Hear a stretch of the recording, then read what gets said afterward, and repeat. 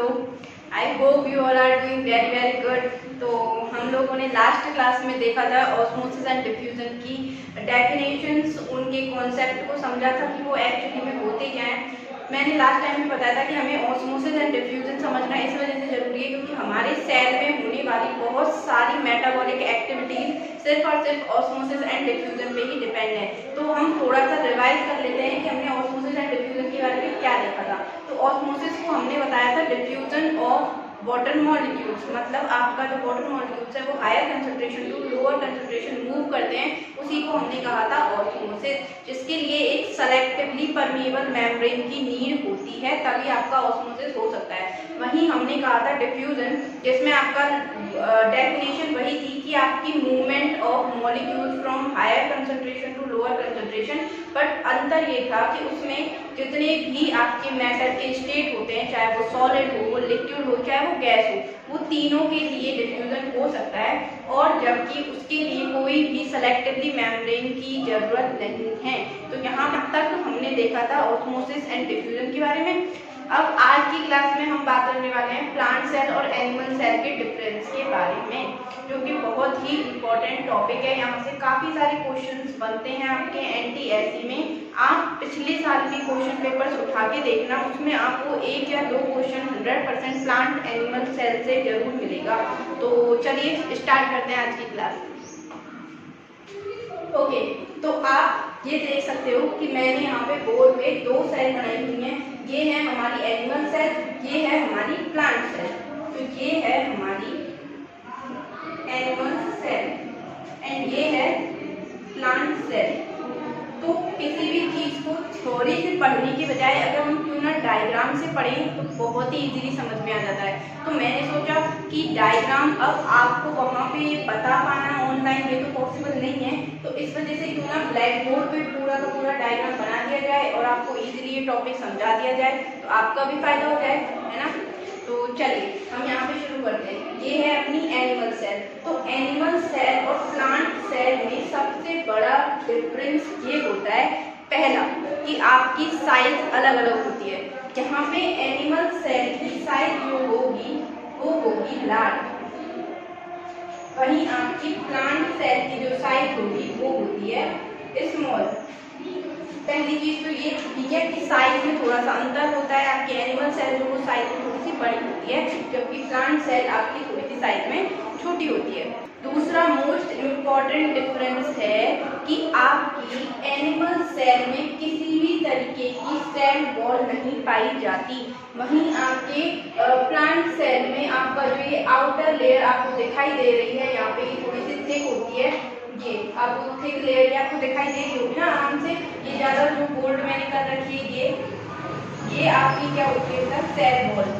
अब एक चीज हमें ये जाननी जरूरी है कि एनिमल सेल में सेल वॉल क्यों नहीं है और प्लांट सेल में सेल वॉल क्यों है। तो देखिए बेटा, हम एनिमल से, ठीक है, हम अपना एग्जाम्पल से समझते हैं। हमें ह्यूमन बींग्स, हम अपनी प्रोटेक्शन, अपनी केयर हम आराम से कर सकते हैं। फॉर एग्जाम्पल कि मुझे अभी स्वेटिंग आ रही है, ठीक है, पसीने आ रहे हैं, तो मैं क्या करूँगी, अपना हैंड लूँगी, अपने वो पसीने पोंछ लिए, ठीक है, हो गया। तो हम अपने हाथ पैरों से, हमारे ऑर्गन से हम अपने आप को हाइजीन रख सकते हैं, हम अपनी केयर खुद कर सकते हैं। बट बेटा प्लांट्स के पास ऐसा कोई भी ऑर्गन नहीं होता जिसकी वजह से वो अपना ध्यान रख सके। तो भाई भगवान जी ने क्या किया कि चलो हम तुम्हारी सेल को कुछ एक्स्ट्रा प्रोटेक्शन दे देते हैं ताकि तुम्हें भी प्रोटेक्शन मिल सके बाहर के एनवायरमेंटल फैक्टर से। तो उन्होंने क्या किया, प्लांट सेल में एक एक्स्ट्रा सेल वॉल दे दी, जो थोड़ी सी कैसी होती है, थिक होती है। अब सेल वॉल का काम क्या हो गया, जैसे कि मैंने बोला कि प्रोटेक्शन, तो वही काम है सेल वॉल का। प्रोटेक्शन किससे हुई, बाहर के इन्वायरमेंटल फैक्टर से, ताकि बाहर के इन्वायरमेंटल टेम्परेचर हो गया, ह्यूमिडिटी हो गया, वो डायरेक्ट किसी भी प्लांट सेल को नुकसान ना पहुंचा सके। इस वजह से इसमें क्या होती है बेटा, सेल वॉल। तो ये बहुत ही इंपॉर्टेंट डिफरेंस है एक एनिमल सेल और एक प्लांट सेल का। ओके, एंड यहाँ पे ये चीज भी क्लियर होनी चाहिए कि एनिमल सेल में सेल वॉल क्यों नहीं है। अब आप कहोगे कि यहाँ पे सेल वॉल नहीं है, तो ये हमें जो ऊपर वाली मेम्ब्रेन दिखाई दे रही है वो दोनों में, यहाँ पे भी एक मेम्ब्रेन हमें दिखाई दे रही है, यहाँ पे भी एक हमें मेम्ब्रेन दिखाई दे रही है। तो ये मेम्ब्रेन क्या है, लास्ट क्लास में हमने ऑस्मोसिस पढ़ा था, तब मैंने एक टर्म बताया था उसमें, प्लाज्मा मेम्ब्रेन। और मैंने ये कहा था कि आपकी जो भी लिविंग ऑर्गेनिज्म की प्लाज्मा मेम्ब्रेन होती है वो यूकैरियोटिक एंड प्रोकैरियोटिक सेल्स में प्रेजेंट होती है, जिसका काम ये होता है कि आपका कोई भी सेल को आउटर कवरिंग देना। ठीक है, इसका मतलब ये दोनों ही आपकी मेम्ब्रेन कहलाती हैं, प्लाज्मा मेम्ब्रेन। तो देखो कंफ्यूज नहीं होना है, आपकी सबसे पहली आउटर कवरिंग जो होती है वो होती है प्लाज्मा मेम्ब्रेन। प्लाज्मा मेम्ब्रेन दोनों ही सेल में प्रेजेंट होती है, तो यहाँ पे डिफरेंस नहीं, ये सिमिलरिटी है। प्लाज्मा मेम्ब्रेन हर ऑर्गेनिज्म में प्रेजेंट होती है, चाहे वो यूकैरियोटिक हो, चाहे वो प्रोकैरियोटिक हो, चाहे वो एनिमल सेल हो, चाहे वो प्लांट सेल हो। पहली चीज तो ये। अब इसका नेचर कैसा होता है बेटा? Selectively permeable. सेलेक्टिवली परमिएबल, हमने ये वाला टर्म कहाँ पढ़ा है? लास्ट क्लास अगर आपने देखी होगी अच्छे से तो आपने ऑस्मोसिस वाले पार्ट में सेलेक्टिवली परमिएबल को अच्छे से देखा है। मतलब सेलेक्टिवली परमिएबल मेम्ब्रेन का मतलब ही यही होता है कि आपके सेल के अंदर कुछ सेलेक्टेड आइटम्स को परमिशन होती है अंदर आने की, एंड वहीं सेल के कुछ एसेंशियल कंपोनेंट्स ताकि बाहर ना जाए, तो कुछ एक सेलेक्टेड आइटम्स को परमिशन होती है ताकि वो बाहर जा सके। तो ये काम किसका होता है बेटा? प्लाज्मा मेम्ब्रेन का। उसके बाद आती है सेल वॉल, जो प्लांट सेल में होती है, एनिमल सेल में नहीं होती है। इसके बाद आते हैं हम न्यूक्लियस पे। न्यूक्लियस क्या है आपका? यहाँ पे देखो डायग्राम में साफ साफ दिखाई दे रहा है। एनिमल सेल में न्यूक्लियस जो है वो सेंटर में प्रेजेंट है, राइट, जबकि प्लांट सेल में जो न्यूक्लियस है वो आपका यहाँ साइड में प्रेजेंट है। तो वी कैन से कि यहाँ पे न्यूक्लियस प्रेजेंट ऑन साइड, जबकि यहाँ पे कहाँ प्रेजेंट है? सेंटर। ओके, एंड आपका न्यूक्लियस को हम डिटेल में आगे आने वाले वीडियो में पढ़ने वाले हैं कि न्यूक्लियस क्या होता है, कैसे वर्क करता है। बट थोड़ा सा मैं आपको बता दूं कि न्यूक्लियस सेल की डिवीजन में बहुत बड़ी रोल प्ले करता है। ठीक है, मतलब जो सेल अपनी डिवाइड कर रही होती है, जो सेल डिवाइड करेगी तभी तो एक ऑर्गेनिज्म ग्रो करेगा, तो सेल की डिवीजन में बहुत मेजर रोल प्ले करता है न्यूक्लियस। ठीक है, इसको हम आगे और देखेंगे। नेक्स्ट, ये आपके न्यूक्लियस बीच में प्रेजेंट है। ठीक है, एनिमल सेल की बात करें तो उसके बाद ये जो थोड़ा सा आपको लिक्विड दिख रहा है इसको कहोगे न्यूक्लियोप्लाज्म। एंड ये ऊपर एक कवरिंग है, इसको न्यूक्लियस एक एनवेलप से ढका रहता है। ये कह सकते हैं जैसे हम लेटर बॉक्स में रखते हैं, एनवेलप में रखते हैं, उसी तरीके से न्यूक्लियस एक एनवेलप में बंद रहता है। इसको हमने कहा न्यूक्लियर एनवेलप। ओके, नेक्स्ट, ये आपको छोटे छोटे से लाइंस कुछ दिखाई दे रही होंगी, इनको हमने कहते हैं क्रोमेटिड्स। इनको हम कहते हैं क्रोमेटिड्स। क्रोमेटिड फाइबर्स या क्रोमेटिड्स क्या होते हैं? क्रोमोसोम में पाए जाने वाले कुछ फाइबर जो जेनेटिक मटेरियल के ट्रांसफर में हेल्प करते हैं और सेल डिवीजन में हेल्प करते हैं। क्रोमोसोम्स को हम लास्ट क्लासेस में अच्छे से देख चुके हैं कि क्रोमोसोम्स क्या होते हैं। अगर आपको नहीं पता तो आप उन क्लासेस को एक बार देख सकते हो। नेक्स्ट हम बात करें राइबोसोम्स की। राइबोसोम्स हमने प्रोकैरियोटिक एंड यूकैरियोटिक सेल पढ़ी थी जब हमने राइबोसोम्स को देखा था। राइबोसोम्स ऐसे सेल ऑर्गेनेल होते हैं जिनकी कोई भी मेम्ब्रेन नहीं होती है। देखो यहाँ पे आपको राइबोसोम्स दिख रहे होंगे डॉट डॉट डॉट फॉर्म में, और यहाँ पे इसकी कोई भी मेम्ब्रेन वगैरह नहीं है, ये ऐसे ही पड़े हुए हैं। ठीक है, इस वजह से इनको क्या कहते हैं? Free ribosomes. और एक और चीज की राइबोसोम्स कौन कौन से सेल ऑर्गेनेल में होते हैं? माइटोकॉन्ड्रिया में पाए जाते हैं, आपके प्लाज्मिड में पाए जाते हैं, आपके एंडोप्लाज्मिक रेटिकुलम में पाए जाते हैं। देखिए यहाँ प्लांट सेल की बात करें तो प्लांट सेल में भी एक है न्यूक्लियस। ठीक है, न्यूक्लियस यहाँ पे सेंटर में प्रेजेंट नहीं है, यहाँ पे साइड में प्रेजेंट है। ये हो गया, आपको कुछ डॉट डॉट दिखाई दे रहे होंगे, राइट। अब यहाँ पे भी डॉट डॉट, यहाँ पे भी डॉट डॉट। अब ये डॉट डॉट प्लांट सेल और एनिमल सेल में सिर्फ और सिर्फ राइबोसोम को रिप्रेजेंट करते हैं। तो ये चीज क्या हो गई आपकी? राइबोसोम्स। जो कहाँ, तो यहाँ पे ये न्यूक्लियस प्रेजेंट है, साइड में प्रेजेंट है, जबकि एनिमल सेल में आपको कहाँ दिखाई दे रहा होगा? सेंटर में। अब यहाँ पे जो ये राइबोसोम्स प्रेजेंट हैं ये आपका पार्ट है एंडोप्लाज्मिक रेटिकुलम का। अब ER एंडोप्लाज्मिक रेटिकुलम, ये होते हैं बेटा SER और RER। अभी कंफ्यूज नहीं होना है, इनको हम बहुत ही अच्छे से आगे आने वाली वीडियोस को एक एक डिटेल पढ़ने वाले हैं, लेकिन अभी के लिए डायग्राम समझाने के लिए आपको थोड़ा बहुत बताना पड़ेगा। तो आपकी RER का मतलब होता है रफ ER। रफ क्यों होती है? क्योंकि उसके ऊपर वाली मेम्ब्रेन पे प्रेजेंट होते हैं राइबोसोम्स। राइबोसोम्स की वजह से ही उसकी जो सरफेस है वो कैसी हो जाएगी? रफ।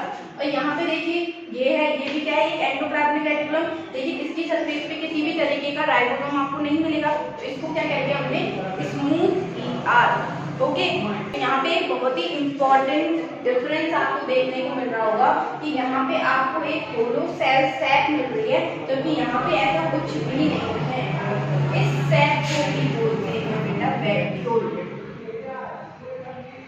तो आपका एनिमल सेल में वैक्यूल्स मोस्टली एब्सेंट होते हैं। अगर प्रेजेंट होते भी हैं तो बहुत ही छोटे छोटे साइज में प्रेजेंट होते हैं, तो हम उनको नेग्लिजिबल मान के चलते हैं। जबकि प्लांट सेल में एक बहुत ही लार्ज साइज वैक्यूल्स प्रेजेंट होते हैं। इसकी अपर लेयर को, ये जो आपको ये लेयर दिख रही है, इसको कहते हैं टोनोप्लास्ट। इसकी ऊपर वाली लेयर को क्या कहते हैं? टोनोप्लास्ट। वैक्यूल्स का काम क्या होता है? देखो, जैसे कि हमने अपना एग्जांपल लेके समझा था किस चीज को? प्रोटेक्शन को। अब यहाँ पे हम फूड स्टोरेज की बात करें या O2 या CO2 की स्टोरेज की बात करें, हम इनहेल करते हैं तो हमारी जो O2 है वो कहाँ पे स्टोर हो जाती है? आपके लंग्स में। हम खाना खाते हैं, उसके न्यूट्रिएंट्स कहाँ पे ट्रांसपोर्ट हो रहे होते हैं? ब्लड में। तो कहीं ना कहीं वो हमारी बॉडी में रहते हैं। तो उसी तरीके से ये लोग क्या करते हैं? प्लांट फोटोसिंथेसिस करते हैं, इनका भी क्या बनता है? फूड बनता है। तो जो फूड है, अब ऐसा तो है नहीं कि जैसे ही फूड बन रहा है वैसे यूज हो गया, जैसे ही फूड बन रहा है वैसे यूज हो गया, नहीं होगा ना। उसको भी थोड़ा सा स्टोर करके रखेंगे।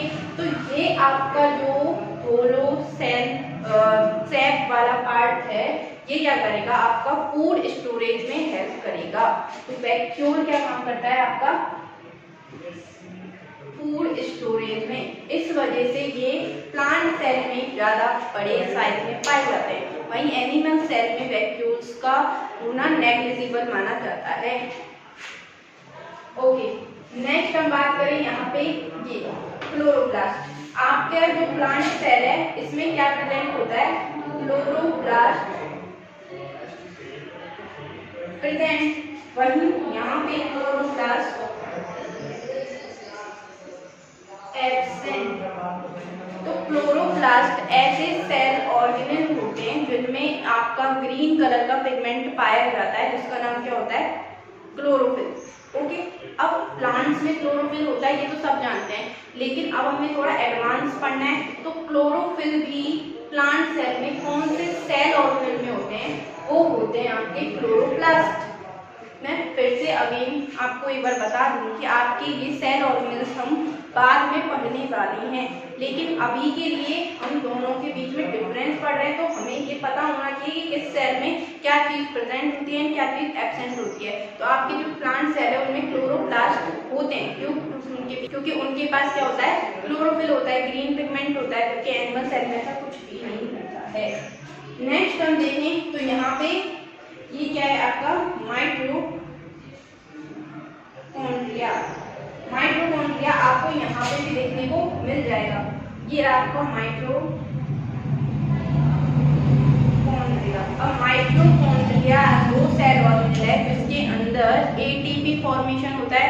एटीपी फॉर्मेशन मतलब एनर्जी प्रोडक्शन। तो आपका माइटोकॉन्ड्रिया को हम powerhouse of the cell भी कहते हैं। क्यों? क्योंकि यहाँ पे एटीपी फॉर्मेशन या एनर्जी प्रोडक्शन होता है। ये कोई भी डिफरेंस नहीं है, ये प्लांट सेल और एनिमल सेल दोनों में ही पाया जाता है। ये आप एनिमल सेल में, ये आप प्लांट सेल में देख पा रहे हो, ये वाला पार्ट जो है ये क्या कह रहा है आपका? क्लोरोप्लास्ट। ये यहाँ पे भी क्लोरोप्लास्ट प्रेजेंट है, यहाँ पे भी। अब ये हम छोटी छोटी सी ट्यूब्यूल्स देख रहे हैं, इनको हमने क्या कहा? Micro filaments. माइक्रोफिलामेंट्स यहाँ पे भी होते हैं, ये और यहाँ पे भी होते हैं। ओके, नेक्स्ट है आपका cell organelle Golgi apparatus. Golgi apparatus. ये आपके गोल्जी एपरेटस होते हैं। हम वन बाय वन सबके फंक्शंस को देखेंगे बाद में, लेकिन आपके गोल्जी एपरेटस दोनों ही सेल्स में पाए जाते हैं। यहाँ पे भी आपको मिल जाएगी ये गोल्जी एपरेटस। यहाँ पे छोटे छोटे से गोल्जी एपरेटस के ऊपर कुछ ट्यूब्यूल्स लाइक स्ट्रक्चर बनी हुई होती है, उनको कहते हैं गोल्जी वेसल्स। और हम डिफरेंस की बात करें तो और क्या डिफरेंसेस हो सकते हैं। मैंने पिछली क्लास में आपको सेंट्रियोल्स के बारे में बताया था। ये सेंट्रियोल्स कहाँ पे प्रेजेंट होते हैं बेटा? आपके न्यूक्लियस में। ओके, आपके न्यूक्लियस में प्रेजेंट होते हैं, राइट। बट आपके प्लांट सेल में ये सेंट्रियोल्स जो होते हैं वो एब्सेंट होते हैं, जबकि यहाँ पे आपके प्रेजेंट होते हैं और यहाँ पे आपके सेंट्रियोल्स एब्सेंट होते हैं। ये एक डिफरेंस आपको याद रखना है, एग्जाम में बाकायदा क्वेश्चन आता है एनिमल सेल और प्लांट सेल के बारे में। तो अब क्या रह गया पूरी स्ट्रक्चर में? सब कुछ हो गया क्या? ओके, तो ये आपके रह गए छोटे छोटे से स्ट्रक्चर, सेल ऑर्गेनल्स, जिनको हम क्या कहते हैं बेटा? लाइसोसोम्स। लाइसोसोम्स इनको कहते हैं सुसाइडल सेल ऑर्गेनल्स। इनके फंक्शन ये होता है कि जितने भी डेड सेल हो जाती हैं, डेड सेल ऑर्गेनल्स होते हैं, उनको खा जाता है। इस वजह से कभी कभी ये खुद की जो लाइसोसोम सेल्स होती हैं ना, और जो डेड हुई होती हैं, उसको भी खा जाता है, जिस वजह से इसको सुसाइडल सेल ऑर्गेनल्स कहते हैं। तो ये आपके लाइसोसोम सिर्फ और सिर्फ एनिमल सेल में प्रेजेंट होते हैं। लाइसोसोम्स प्रेजेंट, जबकि आपके एनिमल सेल में बहुत ही रेयरली लाइसोसोम्स पाए जाते हैं। यहाँ पे आपको कहीं पे भी आपको लाइसोसोम नहीं दिखाई देंगे, अगर होते भी हैं तो बहुत ही रेयरली होते हैं। तो अब तक हमने क्या क्या बात करी? पहली तो हमने सेल वॉल की बात करी कि सेल वॉल आपकी यहाँ पे थिक होती है, जबकि यहाँ पे होती ही नहीं है, एब्सेंट होती है। नेक्स्ट हम बात करें, आपके यहाँ पे वैक्यूल प्रेजेंट होता है और वो परमानेंट होता है। ऐसा नहीं है कि कुछ टाइम के लिए रहा और कुछ टाइम के बाद वो चला गया, लेकिन यहाँ पे नेग्लिजिबल होते हैं, और अगर होते भी हैं तो बहुत ही स्मॉल साइज होते हैं और वो टेम्पररी होते हैं, हमेशा के लिए वो नहीं रहते। नेक्स्ट हम बात करें तो यहाँ पे क्लोरोप्लास्ट प्रेजेंट होता है। उस क्लोरोप्लास्ट में ग्रीन कलर का पिगमेंट होता है जिसका नाम होता है क्लोरोफिल, जबकि आपके यहाँ पे क्लोरोप्लास्ट एब्सेंट होता है। नेक्स्ट आपका सेंट्रियोल्स, जो सेल ऑर्गेनल जो न्यूक्लियस में पाए जाते हैं, जो सेल डिवीजन में मदद करते हैं, वो आपके प्लांट सेल में एब्सेंट होते हैं, जबकि एनिमल सेल में वो प्रेजेंट होते हैं। नेक्स्ट हमने बात करी लाइसोसोम्स।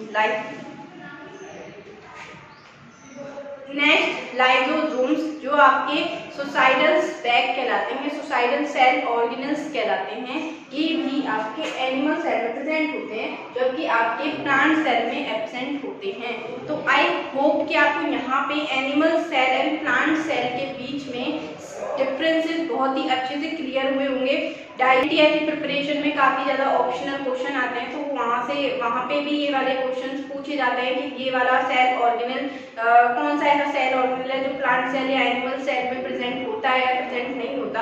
अगर थियोरेटिकल क्वेश्चंस आते हैं तो वहाँ पे डायग्राम्स बनाने के लिए आ सकता है, प्लांट सेल और एनिमल सेल का डिफरेंसेस लिखने के लिए आ सकते हैं। तो आप एक टेबल बना सकते हो एनिमल सेल और प्लांट सेल की, वहाँ पे जैसे ही हमने एक पॉइंट में आपके डिफरेंसेस लिखे हैं, वैसे आप वहाँ पे पॉइंट लिख सकते हो। तो ये one of the most important topic है, तो आप देख सकते हो। अगर वीडियो अच्छा लगा हो तो प्लीज़ लाइक कर दें एंड इस चैनल को सब्सक्राइब करना बिल्कुल ना भूलें। हमें आपका ऐसे ही सपोर्ट मिलता रहेगा, तो हम ऐसे ही बहुत अच्छे वीडियोस लेके आएंगे जो आपके लिए एग्जाम में बहुत ज़्यादा हेल्पफुल होंगे। तो थैंक यू।